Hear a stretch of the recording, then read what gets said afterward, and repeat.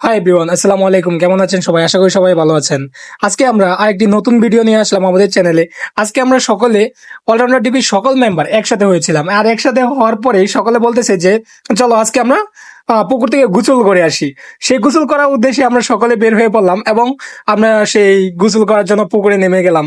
আর পুকুরে নেমে যাওয়ার পরে সকলেই তো ধুম তারাক্কা গোসল করা শুরু করলো। দেখতে পাচ্ছেন যে কত আনন্দে তারা গোসল করতেছে।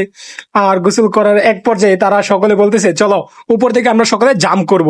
তারপর সকলে জাম্প করার জন্য উপরে উঠে গেল এবং একে একে সকলে জাম্প করা শুরু করলো। এনায়েত, রহুল সকলে জাম্প করলো এবং তারপরেও একসময় মুতালাব জাম্প করলো। জাম্প করা দেখে তো সকলে অবাক যে এইটা কি।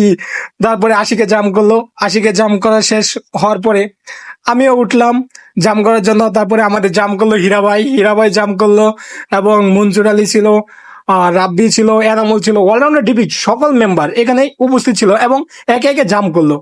জাম্প করা দেখে তো আমরা সকলে অবাক। আর এক একজনের ওজন তো বেড়ে গেছে, যার কারণে মনে করেন আমরা জাম্পটা ইজিলি করতে পারতেছিলাম না।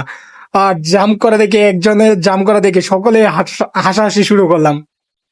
তো একে একে সকলে জাম্প করলো। জাম্প করার শেষে সকলে আবার পরবর্তী মনের আনন্দে খুব আনন্দের সহিত আমরা সকলে পুকুরে গোসল করা শুরু করলাম। একের পরে এক গোসল শুরু হয়ে গেল। তারপরে আমি উঠলাম। আমি উঠার পরে একটা জাম্প করার জন্য দৌড় শুরু করলাম। দৌড় শুরু করার পরে তো দেখি না, আমি আমার নিজের উপর ব্যালেন্স রাখতে পারতেছি না।